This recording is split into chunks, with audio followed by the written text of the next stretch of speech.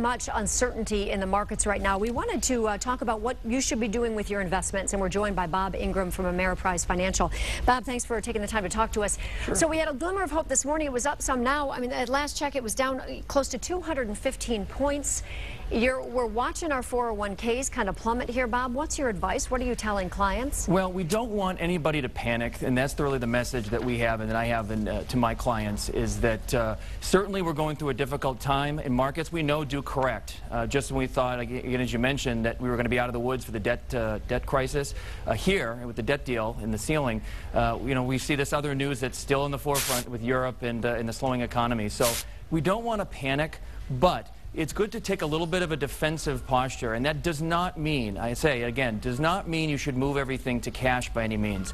But you need to make sure that you have a properly diversified and allocated portfolio.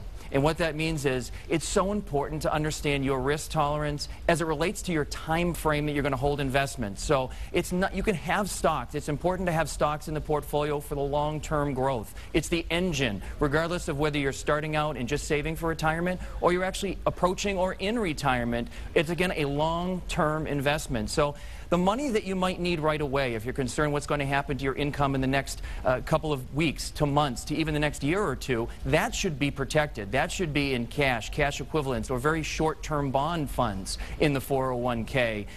And then still from there, as things change, you can rebalance your portfolio back to that target allocation that fits your needs. And in doing that, you're actually going to be buying when the prices are lower, and you're going to be selling over time when prices go up. And that's really an efficient way to handle it. When you talk about these target allocations, get a little bit more specific what you mean by that for people. Sure. So somebody that may be more aggressive, that has lots of time, that's young in their career, that has 10, 20 years to retirement, and they don't mind the ups and downs day to day of the market, they can be more weighted towards stocks. They could even have 60, 70% in the stock market. But an investor that's a little bit more cautious, that doesn't want to have to deal with the roller coaster ride in the short term, should be closer to maybe 25 or 30% of the equities. And then maybe somebody that is sort of in between, a nice moderate mixed portfolio, maybe 40 to 50% stocks and 50 to 60% other investments might make a lot of sense. And then as things change, you can rebalance back to those targets. So the stock market, we've seen almost a 10% correction or thereabouts in the last few weeks. That could mean that the target allocations could be underweighted in stocks, and it could make sense to actually get those back to the target again. So you want to ignore it because we don't want to look because the numbers, it hurts to look, but really you need to look to make sure you're kind of invested properly with those target allocations. That's right, Joanne. Bob Ingram from the newsroom, thank you very much for your expertise this noon during this crazy time.